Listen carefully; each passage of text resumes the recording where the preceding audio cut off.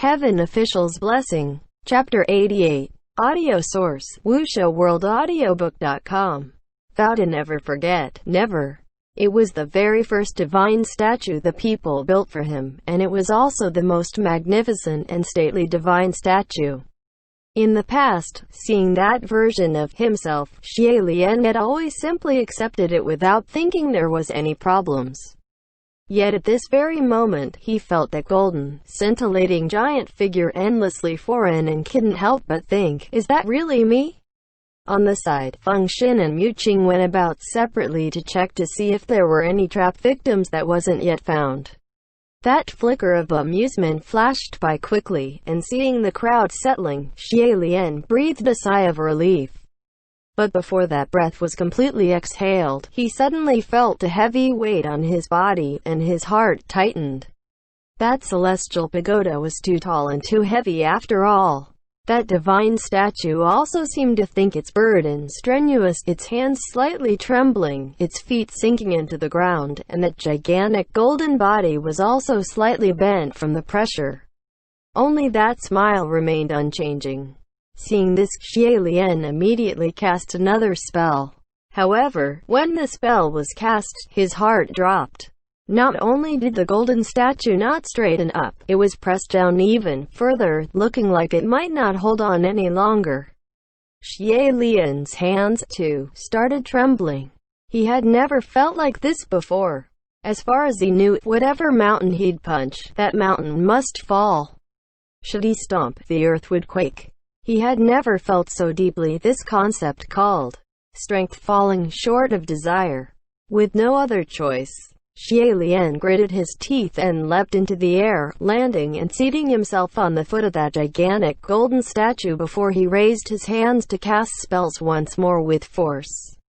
This time he entered the front lines himself, and sure enough the golden statue rose again. Its head shot up, raising that leaning celestial pagoda up once more. Although he managed to bear its weight, both Xie Lian's back and his mind were already rolling with cold sweat. However, the countless people outside the palace were ignorant of his unspeakable hardship and were already approaching to prostrate at the miraculous golden statue wave by wave, hollering, "His Highness the Crown Prince has shown his divine spirit before us in the kingdom's time of need. Your Highness, you must save us. Save the people. Protect the world." Xie Lian was gritting his teeth, and it was a while before he spoke with difficulty. "Everyone please stand up and back away. Go further, don't stand around here, He trailed off, suddenly realizing he was actually running out of breath. His voice was drowned in tide-like cheers, and the more he wanted to amplify it, the smaller he found himself to be. Xie Lian took a deep breath and was about to shout when a hand suddenly grabbed his ankle. He looked down and it was Qi Rong. He immediately said, "Qi Rong, hurry and go tell everyone not to hang around here. The pagoda might collapse." Those words were blurted out unintentionally, and when Xie Lian realized what he had said, his blood ran cold. Him in the past, never mind speaking those kinds of words, even the thought of them would never have entered his mind. Even if the sky was going to fall, he'd believe he could support it.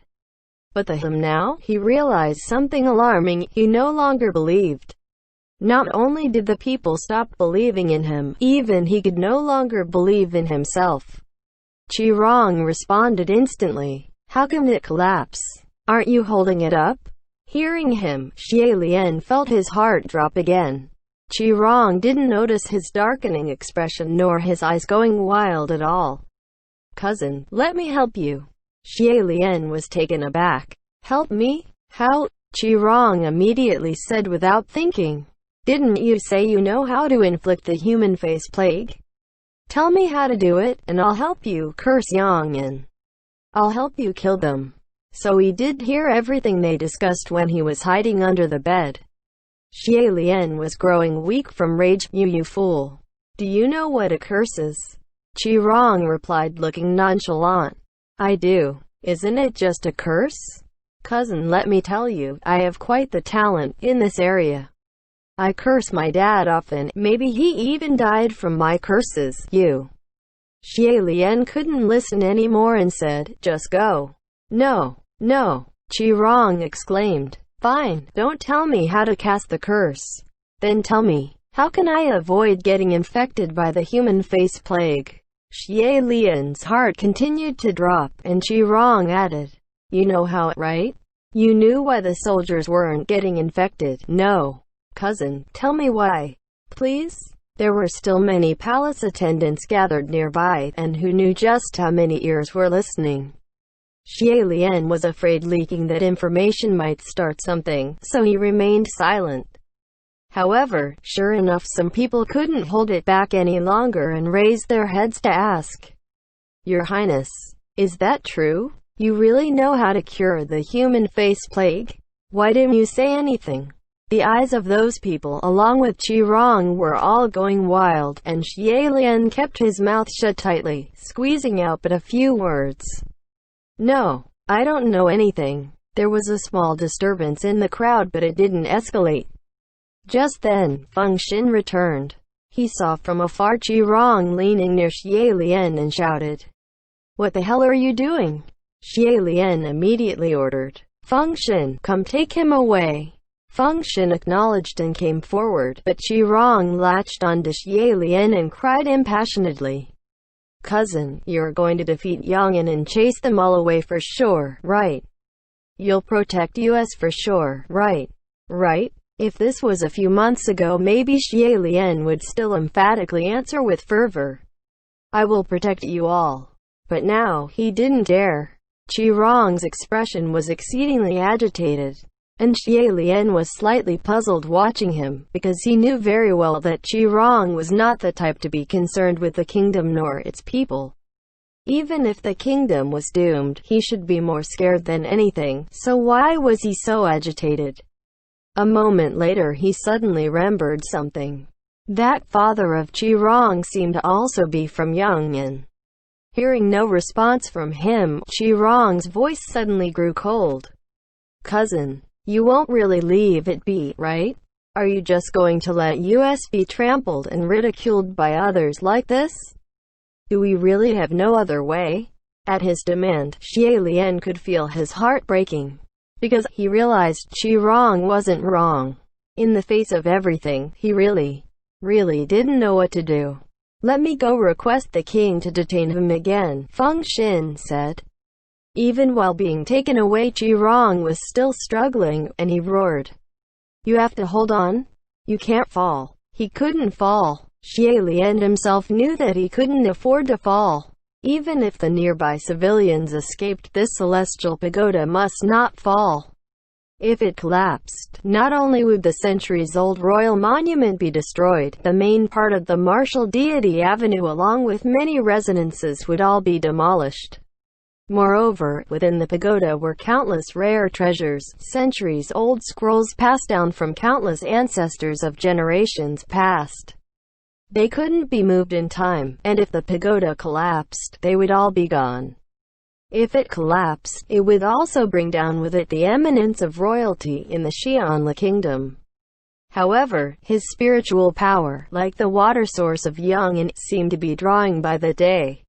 In order to support that gigantic golden statue, he couldn't leave for the moment, and could only pass on the duty of guarding the fortress city to Feng Xin and Muqing, while he himself staunchly remained where he was, and meditated in forced calm. Because that 5 meters tall golden statue was the divine statue worshipped on Mount Taiking within the Holy Royal Pavilion. After Xie Lian summoned it over, the devotees had no idol to worship, and the swarm of them came over too to pray to it under the open skies.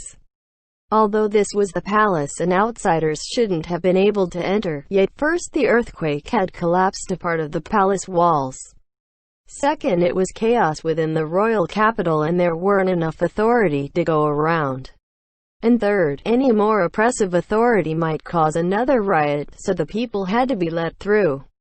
Xie Lian chose to settle where he was, and the king and the queen would visit him every day. Days passed in a blur as he spent all of his power holding that celestial pagoda up on one hand, and on the other trying to restore energy, waiting for the day he would be released. The king didn't have it any easier than him.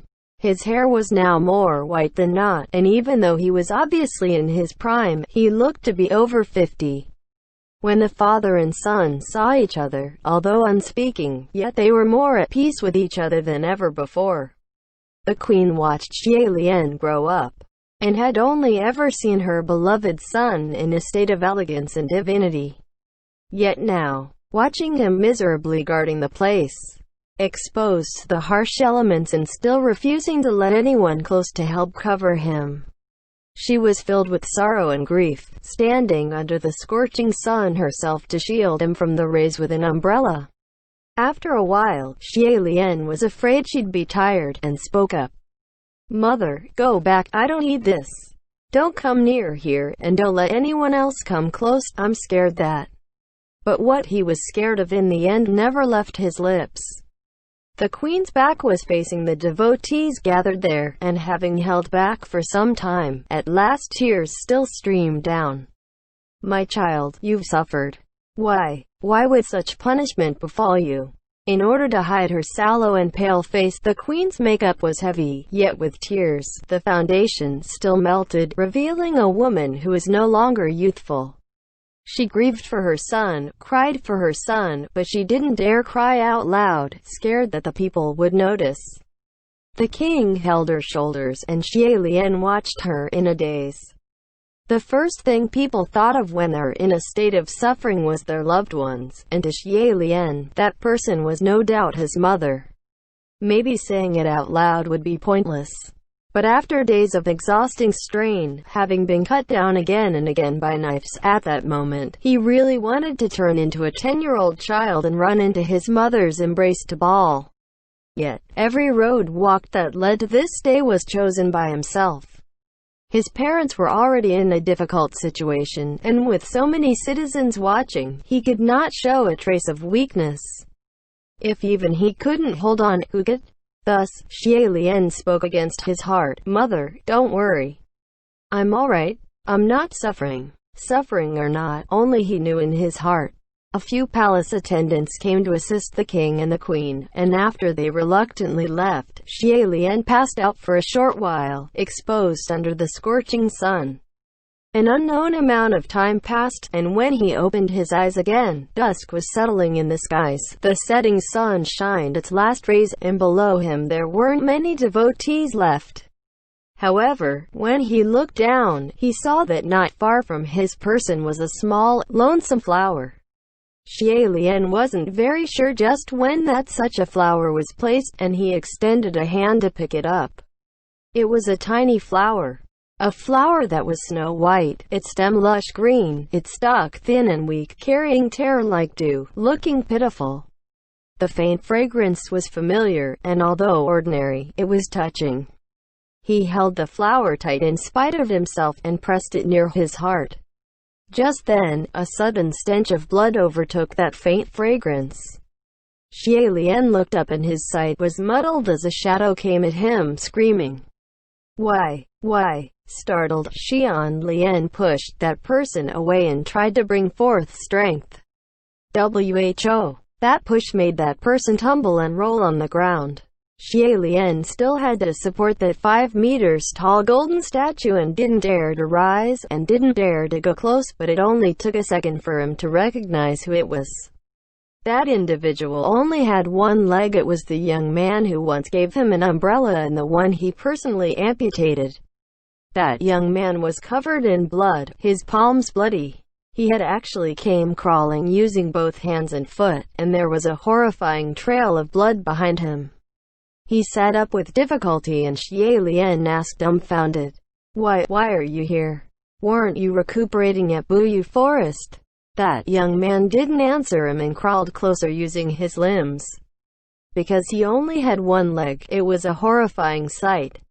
Xie Lian exclaimed, "You!" That young man lifted the pant leg of his remaining right leg up in a fit, demanding, "Why?" Upon a closer look, on his right leg was a twisted human face.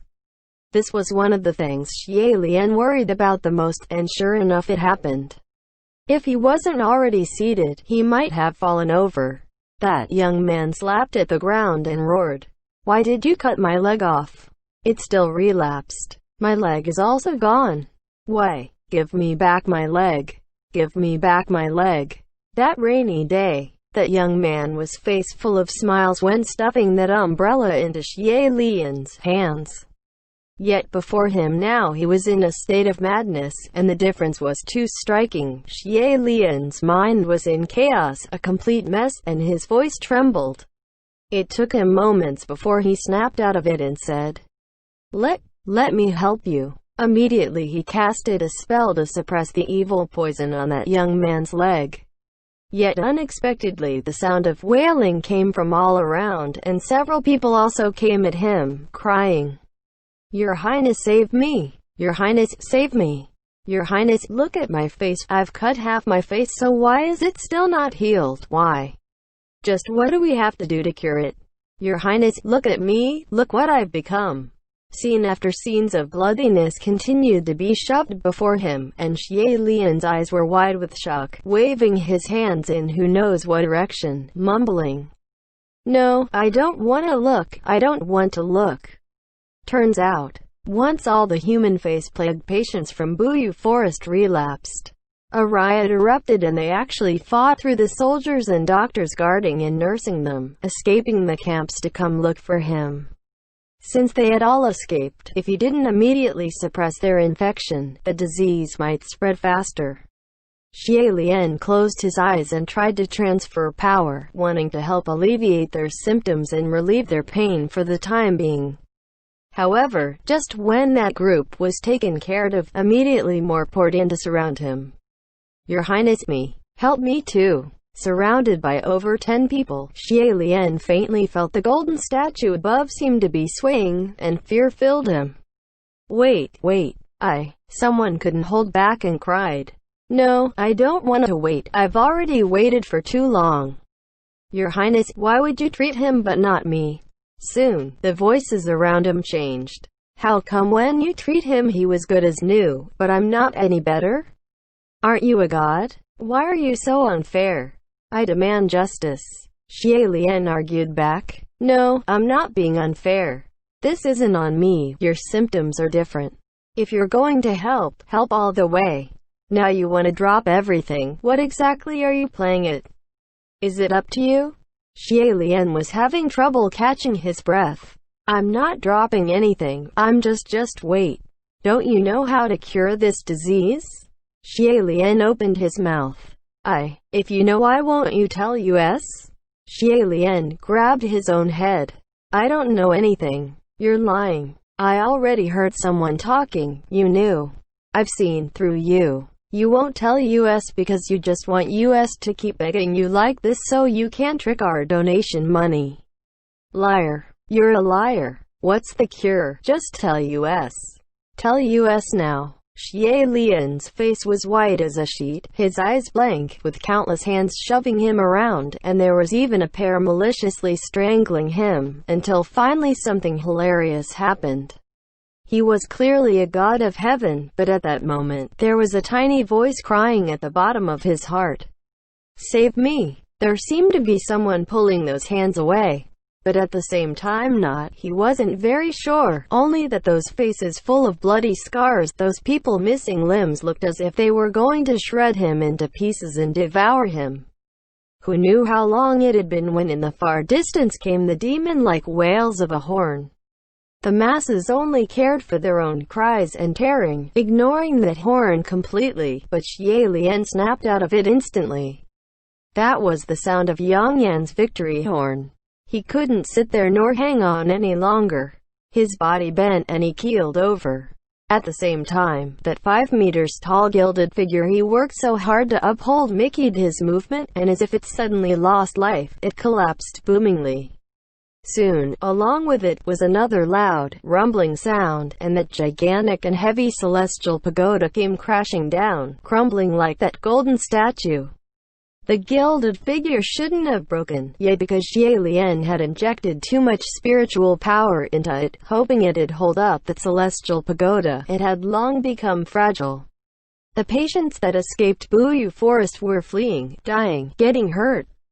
Within the palace and upon the streets, the people ran madly, some dodging the fragments of that celestial pagoda, some dodging those horrifying disease victims. With both hands grabbing his own head, Xie Lian ran and stumbled out of the gates of the city fortress. The fortress towers were ablaze, the smoke black and heavy, and Xie Lian rushed up to the terrace, passing by numerous distraught soldiers fleeing. Once at the terrace, he didn't know what to do either, and could only look down below in bemusement. Without knowing when or how, tears had streamed down his ashen face. In that blurry field of vision, corpses filled the fields, and only the silhouette of a white-clothed person was distinct, his large sleeves fluttering. That figure wasn't a youth but a man, and when he turned his head, he saw Xie Lian from afar, waved at him in a carefree manner, and looked as if it was about to disappear. Seeing this, Xie Lian cried sharply, "Don't go!" The first 2 times he saw him, he used his fake skin. This time, Xie Lian's guts told him, this must be his true form. Thus, he crossed over the fortress wall without hesitation and leapt, jumping off the walls. In his life, Xie Lian had jumped from an extreme height countless times. Depending on his strong spiritual power and his martial might, he could land safely every time. Every time he was pleased and full of pride. Every time, it was the very picture of a celestial descent they spoke of in the legends. This time, however, he was no longer a legend. When he landed, it wasn't steady and he stumbled to the side, a needle-sharp pain instantly spreading from his leg to his entire body. He had broken his leg. Breaking a leg wasn't really anything, and it soon healed. Only ever since that day, it was like Xie Lian had become an entirely different person. It was like he had lost his spirit and no longer divinely invincible. After the first defeat, there would be a second, and then a third. He didn't want to unsheath his sword nor enter the battlefield anymore, but because there was no one who could shield and replace him, he could only bold-headedly go forth. Once on the battlefield, he didn't slack off either. He really did his utmost, but for some reason, even though he was clearly a young man barely past 20, the hand holding the sword was already shaking like that of an aged elder. Shuddering with a heart filled with fear, yet he couldn't explain who or what exactly he was afraid of. In the end, the soldiers who used to revere him gradually lost patience. Xie Lian knew that a rumor had started going around among them. How is he a martial god? More like a god of misfortune. However, he couldn't rebut, only because he himself started wondering, had he really, maybe, turned into a god of misfortune? It would have been good if that was the only issue, but to the Xianli kingdom, the real dooming catastrophe was the human face plague, and finally, it had completely lost control. 500, 1,000, 2,000, 3,000. In the end, Xie Lian no longer dared to ask just how many people were affected today. As if like his final sentence, that day, the heaven realm finally opened its gates to him and sent a message, "Your Highness, it's time to return to the heavenly court." What would be waiting for him when he returned he couldn't say. For once Feng Xin and Mu Qing looked agitated. Xie Lian, however, had his mind on something else. He said to the two, "Before we leave, I want to go somewhere to have a look." "Where?" Feng Xin asked. "The Holy Royal Pavilion," Xie Lian said. After a moment of silence, Feng Xin said, "Don't." But Xie Lian had already walked away by himself. "Your Highness!" Feng Xin cried, but seeing that he couldn't be stopped, he and Mu Qing could only run to follow. The 3 of them hiked up the mountain on foot. The Holy Royal Pavilion was where Xie Lian's first holy temple was erected, and it was also there where his first divine statue was built. However, under the instructions of the head priest, those 3,000 disciples had already been sent away, and the Holy Royal Pavilion now was only an empty establishment. When they reached halfway up the mountain, Xie Lian looked down. He could see fire ablaze everywhere in the royal capital, the flames reflecting a sky full of stars, a beautiful sight to behold.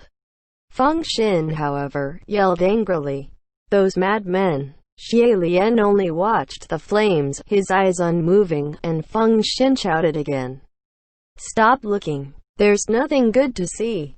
In the past recent days, Feng Xin had yelled at Xie Lian countless times, "Do you enjoy straying yourself, or what?" But truthfully, Xie Lian didn't know what he wanted to do. He only knew that once another one of his temples got burnt down or desecrated, he couldn't help but want to go take a look. Yet once he'd seen, he couldn't speak nor stop anyone, and could only stand there and watch. What's there to see? He didn't know either. Just then, the light of fire blazed up on the Crown Prince summit.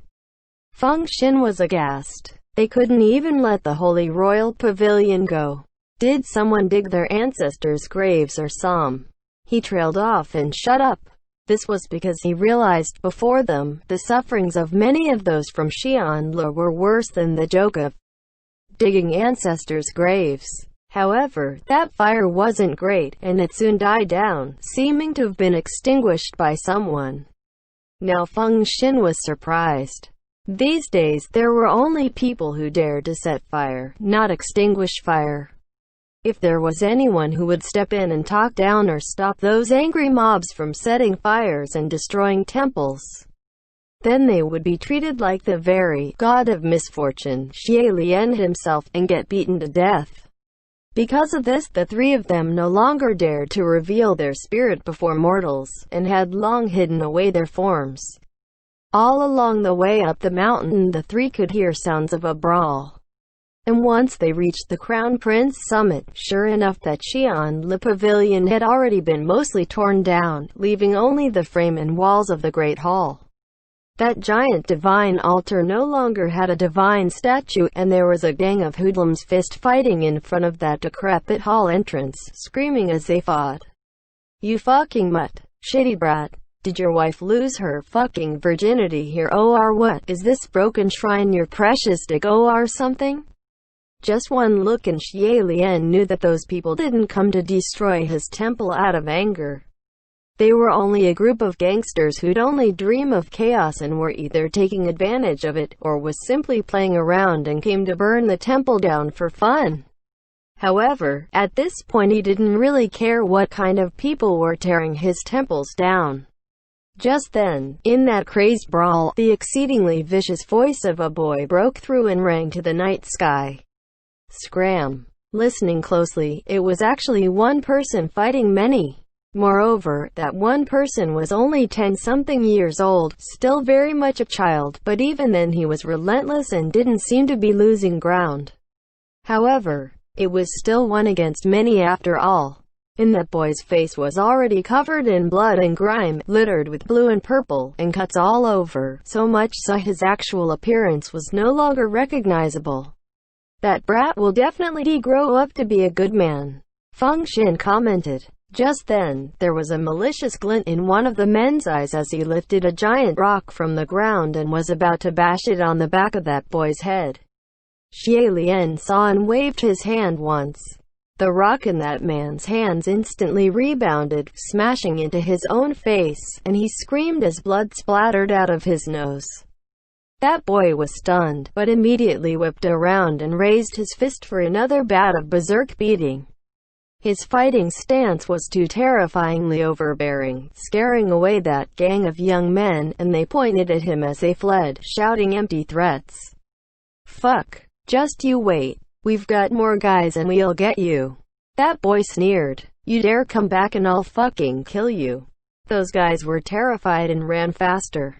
With the brawl over, that boy rushed to a small mound with a fire that was already extinguished, and vigorously stomped on it, killing the last bit of sparks, before entering the Great Hall. He picked up a piece of paper from the ground, carefully flattening it, and hung it in mid-air before finally, he sat down and leaned against the altar, zoning out. Xie Lian walked over, lightly sweeping past and leapt onto the altar, and discovered what that boy hung in the air was a painting.